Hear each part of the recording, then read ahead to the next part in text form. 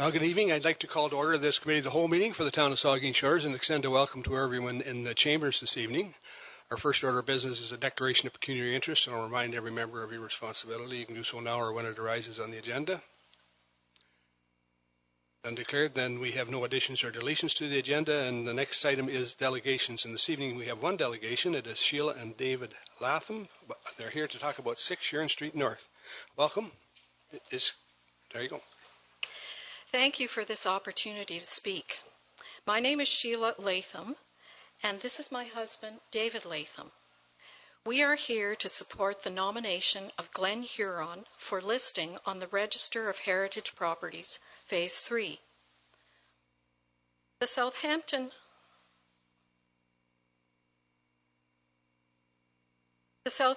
Walking Tour brochure singles out Glen Huron as, quote, truly one of the gems of Southampton, and fortunately it is almost unchanged, end of quote.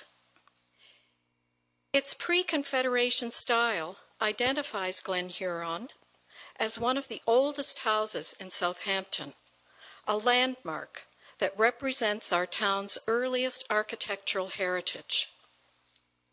According to the Ontario Heritage Act, a building must satisfy one of 3 evaluation criteria: design value, historical associative value, or contextual value.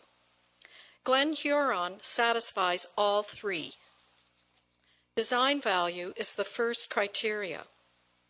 The home combines 2 pre-Confederation styles that exemplify the period when Ontario was known as Canada West: the early 19th century Georgian style and the mid-19th century Gothic Revival style.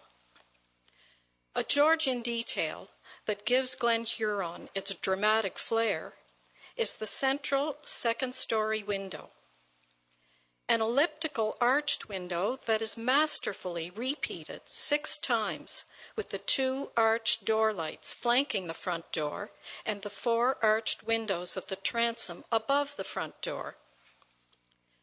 The Gothic elements of Glen Huron are featured in the central gable, with its sharp angled peak further pronounced by the decorative barge board crowned with a finial kingpin. The ornamental quatrefoil, a medieval motif common in Gothic churches, is set beneath the kingpin as an additional dramatic element that reveals that the home is the work of a master craftsman. The paneled front door repeats the quatrefoil from the Gothic gable. The door opens into a central hallway, well lit with the traditional Georgian doors, transom, and side lights.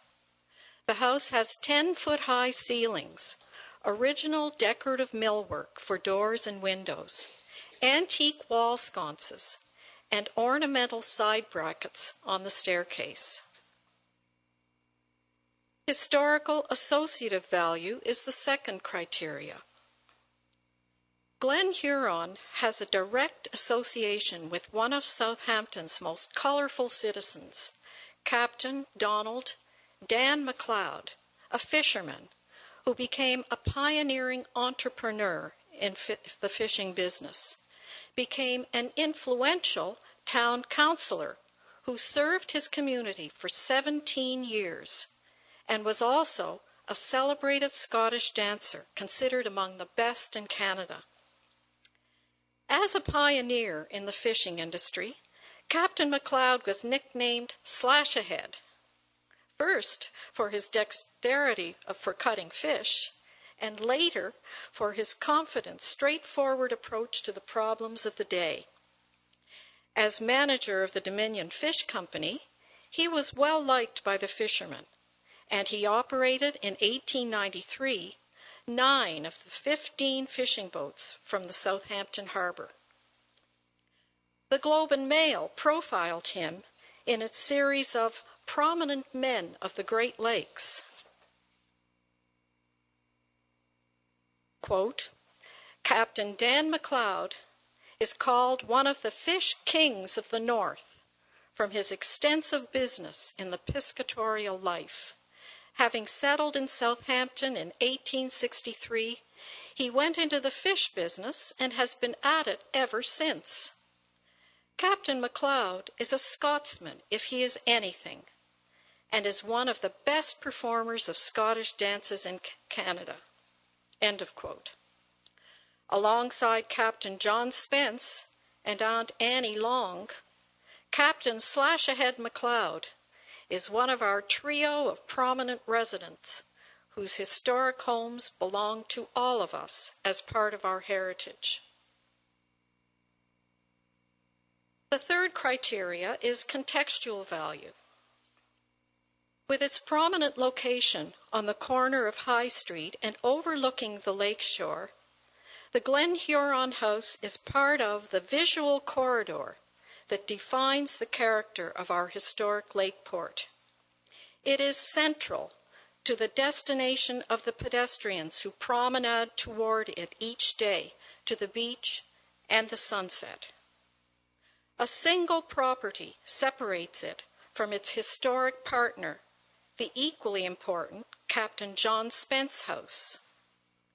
These two neighboring homes at this prominent location are integral to what urban planners called, quote, the gateway area, end of quote, that welcomes residents to the defining identity of their community. It is a twofold relationship that defines our town: the preserved nature of our shoreline and the preserved heritage of our streetscape. And I have two concluding points. Studies have shown that real estate values increase with the cachet of heritage recognition. The second point is that the cost of restoring a home is less expensive than replacing it with a new structure. Listing the property after it has been sold is a common practice. And listing Glen Huron will give our council the time to consider its importance to our community. To preserve the nature of our shoreline and preserve the heritage of our streetscape is to preserve the special identity of Southampton for future generations. Thank you. Thank you, Ms. Latham. Any questions or comments from the committee? If there's none, I would just say there is another report. The next report will say it'll be. I'll just leave it to our. Thanks very much. I'll leave it to the report if you're going to stay. If you can stay around. So, if there's no questions, thank you very much. So the next item on the agenda then is General Government Staff Report, and it has to do with the Heritage Register, and our Deputy Clerk, Tracy Edwards, is going to present it. Hi there. Well, thank you for having me again. It's different to be on this side of the table, but I'm getting a little bit better, I hope. This is phase 3 of the Municipal Heritage Register. You may recall we did our first phase in 2014 and then our second phase in 2016. So our Municipal Heritage Committee is working on phase 3, and we are looking to add 20 more properties to the register. These 20 property owners, 17 were sent a letter in 2016. So we sent some information to them, a package basically of what it means to be on the register. I met and spoke to several property owners. Our committee members met and spoke to several property owners, and we were pretty satisfied that of the list, the 20 or 17 at the time would be going forward. I should say 19 of those. 2 of those, in the meantime, have switched ownership, and 1 was just added to the registry in April. So another letter was sent out in April advising them of this date this evening. As of writing the report, I had not received any letters of objection, but I have indicated to 2 callers that they have until the council meeting, the next council meeting, to put their letters of objection in if they wish to do so. I'm hoping that I satisfied them with their concerns. But if not, I did give them the option. Let me see. So, as you know, the register is not designating the properties. The property owner will be able to, improve their properties as they see fit. It will just give us the extra 60 days in order to determine if we want to designate the property as a heritage building under the Heritage Act. Our Heritage Committee has been working hard, and we have some other volunteers that help us out at the museum to do the research, as you've seen from our delegation, there's a lot of information that we dig up, and we are very fortunate to have some dedicated people that help us with that, and we are currently working on phase 4. If you have any questions, you can just let me know. Thank you, Tracy. Any questions for Tracy? Councillor Minaj. I just would like to hear in your words, Tracy, tonight, that after the 60-day period, it gives the council a chance to decide whether or not it should be listed on a heritage registry. That's the next step, correct? So once they're on the register, they'll remain on the register. It will go in our documentation, and we will, if an application comes in to demolish, it triggers the building department 60 days in order to notify the clerk's office, who will notify the Municipal Heritage Committee, will make recommendations to council, and then council will ultimately make the decision if they want to proceed with designating the property.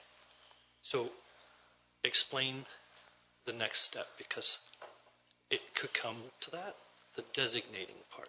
So exactly what does that entail, and where would 60, if we project out 60 days, where are we, if we're talking about designating, where are we in a time frame? So one in particular you're talking? If we were talking about the beautiful presentation we heard Okay. tonight, if we were talking about that property. So the bylaw will go to the next council. The 20 properties, if you approve them, will be added to the register.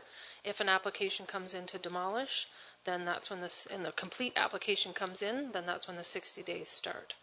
So we will begin the research. A lot of the research has been done.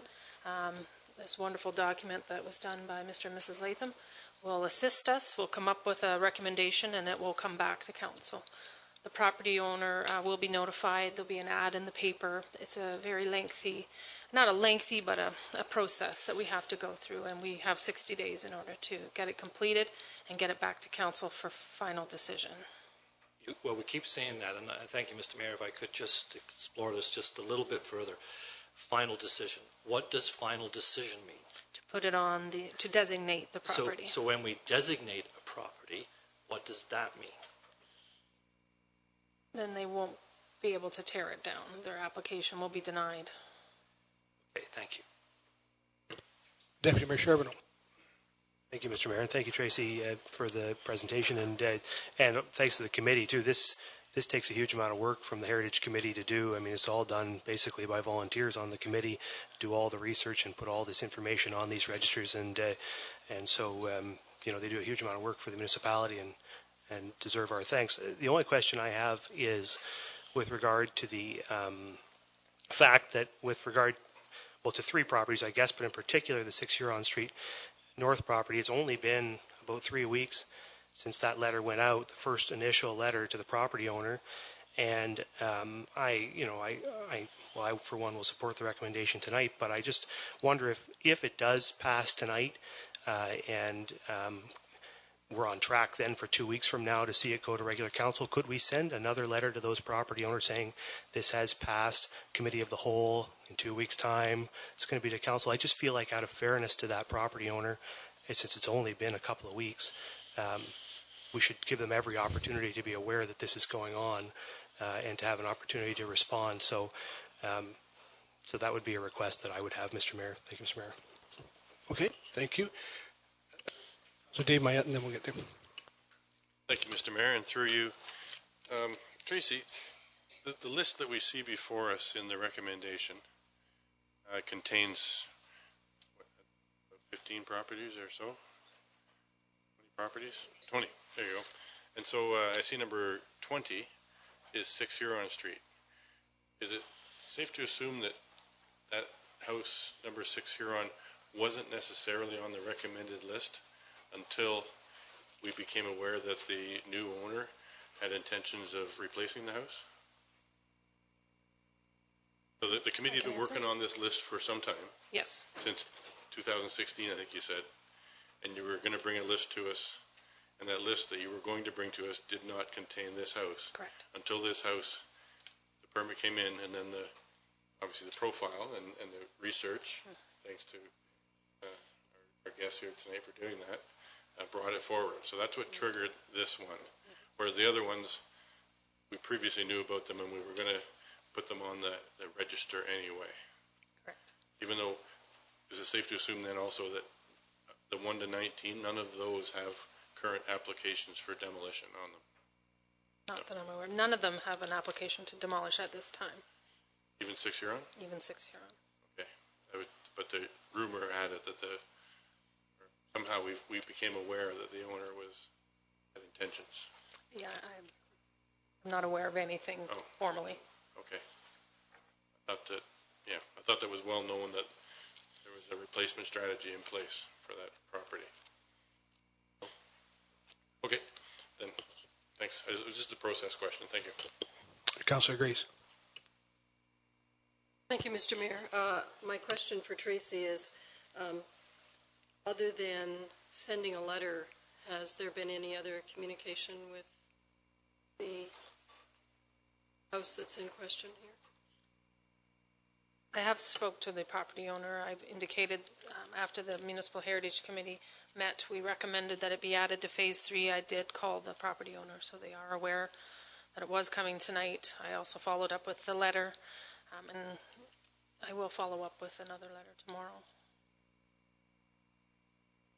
Vice Deputy Mayor Huber. Thank you. I just wanted to point out that this is Phase 3. There's a lot more properties in Saugeen Shores that will likely find their way onto a register over the next little while. But as the Deputy Mayor pointed out, the research is done by volunteers. So what we chose to do with Phase 1 was focus on quite a few residential properties. And Phase 2, we pretty much hit the River Road and had a few extras. Phase 3, we started off from a place of let's focus on downtowns. So that's why you see a lot of downtown property owners here. So, it's not that anything was left off or, hasn't been, sort of recommended yet. It's just, we have to start somewhere and, we needed to finish somewhere so we could get it to council. So this is an ongoing process. So the focus of this one was about downtowns. So number 6 Huron Street does fit into the downtown category. So it sort of matched the theme along the way too. Thank you. Councillor Minaj. Thank you. And just to follow up to that, it's quite clear to me as a newbie on the Heritage Group that there are hundreds of homes in Saugeen Shores. They're in Port Elgin. There's more in Southampton. We could end up with a delegation like this one every second week. The way things are happening in our communities, the way people are looking at properties, and the way they're deciding that what looks to be heritage to many is an opportunity to build something special in a special location in a special community, and it doesn't always fit with the heritage. Their eyes need to be opened maybe some more, and they can be. But I feel that overall as a community, we shouldn't sit back. There's been a huge amount of support for this one. There are 20 more just like it that aren't on a registry or aren't in our hands, as Diane has spoken to. There are plenty more that still could fit the same concerns and the serious nature of the concern as we're hearing tonight. So the work is important, and I get it, and now that I'm on the committee, I understand it more, but the community as a whole needs to understand really that we could use the help, the research work that was put into this by the Lathams is stunning and astounding and appreciated, and thank you. Thank you. I'll read the recommendation. I just want to comment. I certainly like the Deputy Mayor's suggestion, and I wonder if you can do that. If you can't do that in 2 weeks, then I would say leave it off the agenda. Make sure that we contact all those property owners again after this vote, depending on how it goes. So if you can't get them back, I mean, I think it's important that the people that own that property have a right to participate in this process also. So, the recommendation is that the Council pass a bylaw to authorize the addition of 20 properties to the Municipal Heritage Registry in accordance with the Ontario Heritage Act. I've had all the discussion. All in favour? Opposed? That's carried. So, the next item on the agenda is a staff report, and it has to do with the delegation of authority during restricted acts period, referred to as lame duck, and I believe our clerk will present the report. Thank you, Mr. Mayor, and through you. The Municipal Act restricts council from taking certain actions after nomination day and or after election day where it can be determined with certainty that the new council will include less than 3/4 of the members of the outgoing council. The list of restrictions imposed on council during this lame duck period are included in your report. With nomination day being moved forward to July the 27th this year compared to September in previous elections, there is the potential to be in a lame duck period considerably longer than in previous elections. Therefore, it is being recommended that the Chief Administrative Officer be delegated the authority to take action, if necessary, to authorize an action that Council would otherwise be restricted to do during lame duck period. Therefore, it's being recommended, if the recommendation is accepted, the attached draft delegation of authority bylaw will be presented at the May 28th Council meeting for your consideration. Thank you, Linda. Then the recommendation is that Council pass a bylaw to delegate authority to the Chief Administrative Officer during the restricted acts period known as lame duck. Questions, comments? All in favour? Opposed? That's carried. Oh.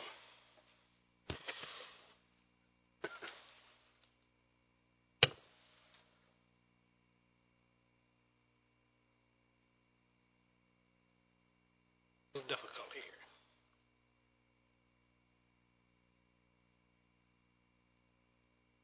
So the next item on the agenda then is the Community Services, Parks and Recreation Staff Report, and it talks about our Volleyball Association Agreement. Our Director of Community Services, Jane, will present. Thank you.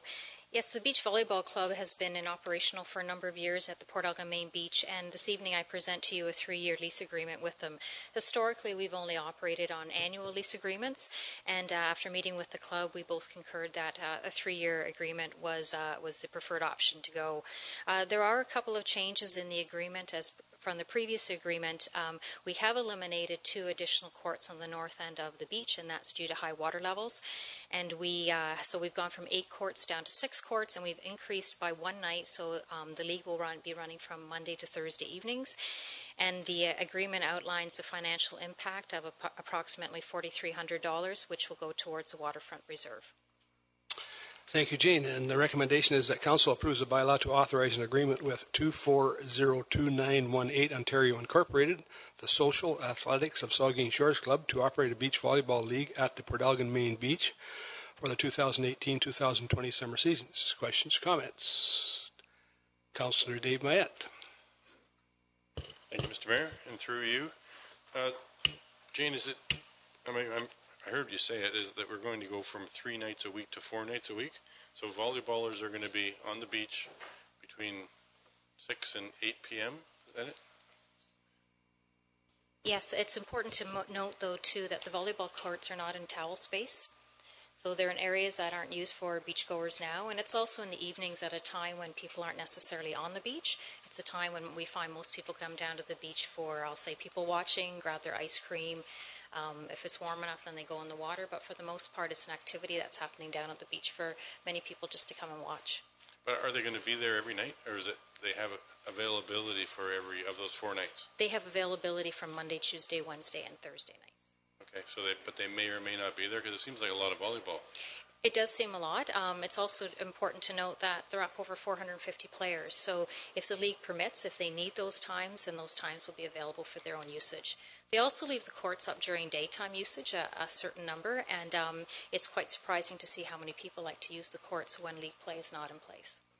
Okay, very good. Thank you. Thank you, Mr. Mayor. And through you, Jane, is it, am I heard you say it, is that we're going to go from 3 nights a week to 4 nights a week? So volleyballers are going to be on the beach between 6 and 8 p.m. Is that it? Yes. Vice Deputy Mayor Hugh.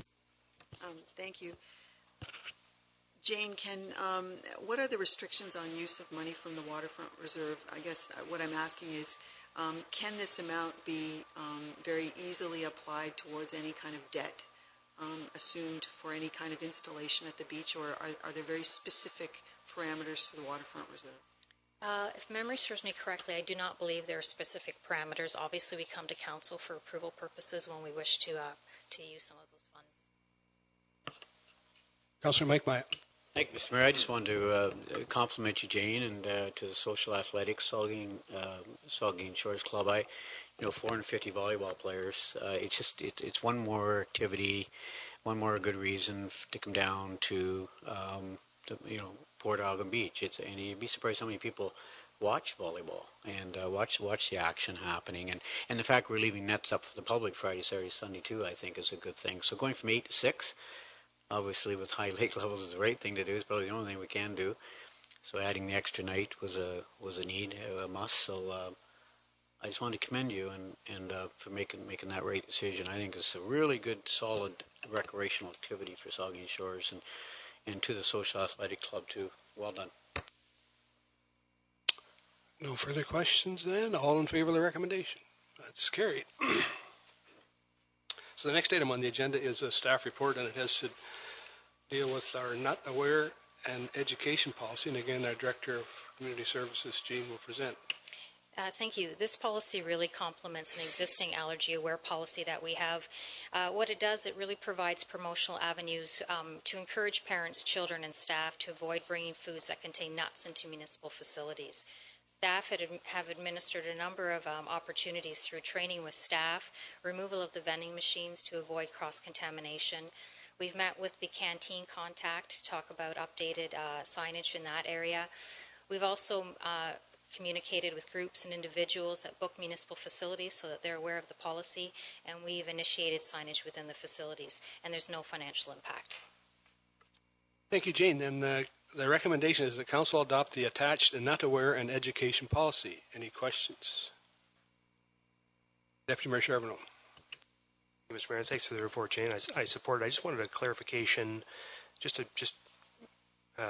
think I know what this means, and I just want you to verify it for me. This is what we're going to be doing is promoting or encouraging people to keep nut products out of the facility, but we're not banning those products from the facilities.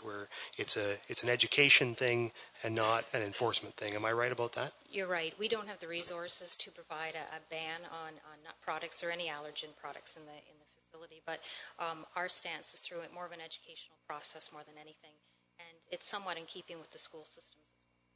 Thank you. Any further questions? All in favor? That's carried. So the next item on the agenda is communications petitions for committee of whole information. There's 5 items there. Councillor Grace. Thank you, Mr. Mayor. I had a question, I guess, for Phil, and that's on the correspondence indicating that we weren't approved for funding in the Development Charges Rebate Program. And when you look at the list of those who were approved, it's obviously municipalities. You know of any indication whether there's going to be another opportunity that will be tailored more for smaller or rural municipalities? Have you heard anything about that? I don't. I'm not aware of any program, and not likely between now and the election will we see any new programs. However, the letter is attached to this agenda, and you can see that the funding went to big cities and not anywhere close to our size municipality. I mean, I know I'm not supposed to make political comments.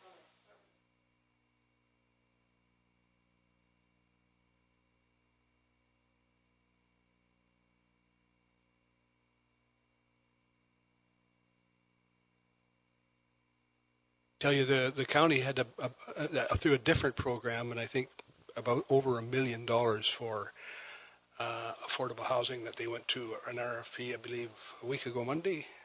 So there'll be options for local builders to participate in that program It's a different program. There's a number of different programs that, through the provincial and federal government, that flow money. This is just one we unfortunately didn't get any on. Vice Deputy Huber. Thank you, Mr. Mayor. I'll take advantage of the Deputy Clerk being here. In the accessibility minutes, there's a comment about May the 18th being Accessibility Awareness Day, and there was a thought that maybe we should do something, and it says something was being considered to determine if it was possible to begin in 2018. I'm going to guess that not this year, next year. Yeah. Okay. But May the 18th is Accessibility Awareness Day.